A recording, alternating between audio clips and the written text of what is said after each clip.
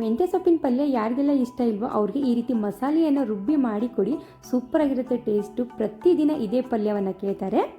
Hi friends, ಎಲ್ಲರೂ ಹೇಗಿದ್ದೀರಾ? ನನ್ನ ಹೆಸರು ಗೀತಾ, ನಮ್ಮ ಚಾನಲ್ಗೆ ಸ್ವಾಗತ. ಮೊದಲಿಗೆ ನಾನಿಲ್ಲಿ ಮೆಂತ್ಯ ಸೊಪ್ಪನ್ನು ಚೆನ್ನಾಗಿ ಕ್ಲೀನ್ ಮಾಡಿಕೊಂಡು 2 ಸತಿ ಇಲ್ಲಿ ವಾಶ್ ಮಾಡ್ಕೊಂಡಿದ್ದೀನಿ. ನಂತರ ಒಂದು ಪ್ಲೇಟಲ್ಲಿ ಸೈಡ್ಗಿಡೋಣ. ನಂತರ ನಾನಿಲ್ಲಿ ಕುಟುಂಬೆಯಲ್ಲಿ ರುಚಿಗೆ ತಕ್ಕಷ್ಟು ಹಸಿಮೆಣಸಿನಕಾಯಿ, ಬೆಳ್ಳುಳ್ಳಿ, ಶುಂಠಿ, ಜೀರಿಗೆ, ಕೊತ್ತಂಬರಿ ಸೊಪ್ಪು, ನಂತರ ಒಂದು 3 ಇಂಚ್ ಆಗುವಷ್ಟು ತೆಂಗಿನಕಾಯಿನ ತಗೊಂಡಿದ್ದೀನಿ. ಸ್ವಲ್ಪನೇ ಉಪ್ಪನ್ನು ಹಾಕಿ ಇದನ್ನು ತರಿಯಾಗಿ ಕುಟ್ಕೋಬೇಕು. ಯಾವ ರೀತಿ ಪಲ್ಯ ಮಾಡಬೇಕಂತ ಕೂಡ ನನಗೆ ಪೂರ್ತಿ ಡೀಟೇಲಾಗಿ ವಿಡಿಯೋನ ಶೇರ್ ಮಾಡ್ತಾ ಇದ್ದೀನಿ. ವಿಡಿಯೋನ ಎಲ್ಲೂ ಸ್ಕಿಪ್ ಮಾಡ್ತೀನಿ, ಪೂರ್ತಿ ನೋಡಿ. ಮೊದಲಿಗೆ ನಾವು ಮಸಾಲೆಯನ್ನು ಚೆನ್ನಾಗಿ ಕುಟ್ಬಿಟ್ಟು ಸೈಡ್ಗಿಡೋಣ. ನಿಮ್ಮ ಹತ್ರ ಕುಟ್ಟಿನ್ಕೆ ಇಲ್ಲಪ್ಪ, ಯಾವ ರೀತಿ ಮಾಡೋದಂದರೆ ಮಿಕ್ಸಿ ಜಾರಲ್ಲಿ ತರಿಯಾಗಿ ಕೂಡ ರುಬ್ಕೋಬೋದು. ಈ ಮಸಾಲೆ ಒಂದು ತುಂಬ ಚೆನ್ನಾಗಿ ಅನಿಸುತ್ತೆ. ಒಂದು ಸತಿ ಆದರೂ ಈ ರೀತಿ ಹಾಕಿಬಿಟ್ಟು ಮಾಡಿ ನೋಡಿ.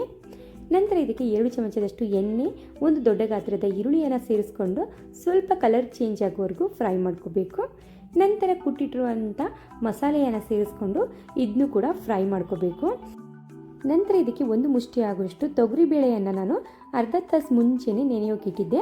ಸೊ ಅದನ್ನು ಕೂಡ ಈಗ ಸೇರಿಸ್ಕೊಂಡಿದ್ದೀನಿ. ಮೊದಲು ಕೂಡ ನಾವು ಉಪ್ಪನ್ನು ಹಾಕಿರ್ತೀವಿ, ಉಪ್ಪನ್ನು ನೋಡಿಬಿಟ್ಟು ಹಾಕ್ಕೊಳ್ಳಿ. ನಂತರ ಇದಕ್ಕೆ ಮೆಂತ್ಯ ಸೊಪ್ಪನ್ನು ಸೇರಿಸ್ಕೋಬೇಕು. ಮೆಂತ್ಯ ಸೊಪ್ಪನ್ನು ಚೆನ್ನಾಗಿ 1-2 ನಿಮಿಷ ಮಿಕ್ಸ್ ಮಾಡ್ಕೊಳ್ಳಿ, ಯಾಕಂದರೆ ಮಸಾಲೆಗೆಲ್ಲದಕ್ಕೂ ಅಂಟ್ಕೋಬೇಕು. ಈಗ ಇದನ್ನು ಮುಚ್ಚಿಬಿಟ್ಟು 1-2 ನಿಮಿಷ ಕುಕ್ ಮಾಡ್ಕೋಬೇಕು. ನೀರೆಲ್ಲ ಸಪ್ರೇಟ್ ಆಗುತ್ತೆ, ಹಾಗೆ ಇದರಲ್ಲಿರುವಂಥ ನೀರೆಲ್ಲ ಡ್ರೈ ಆಗಬೇಕು. ಅಲ್ಲಿವರೆಗೂ ಇದನ್ನು ನಾವು ಚೆನ್ನಾಗಿ 1 ನಿಮಿಷ ಫ್ರೈ ಮಾಡಿಕೊಂಡ್ರೆ ಇದು ಬಿಸಿ ಬಿಸಿ ರೊಟ್ಟಿ ಜೊತೆಗೆ, ಅನ್ನದ ಜೊತೆಗೆ, ಚಪಾತಿ ಜೊತೆಗೆ, ಮುದ್ದೆ ಜೊತೆಗೆ ಪ್ರತಿಯೊಂದಕ್ಕೂ ಕೂಡ ಸೂಪರ್ ಕಾಂಬಿನೇಷನ್ ಅಂತ ಹೇಳ್ಬೋದು. ಈ ರೆಸಿಪಿ ಒಂದು ಸತಿ ಆದರೂ ಟ್ರೈ ಮಾಡಿ ನೋಡಿ.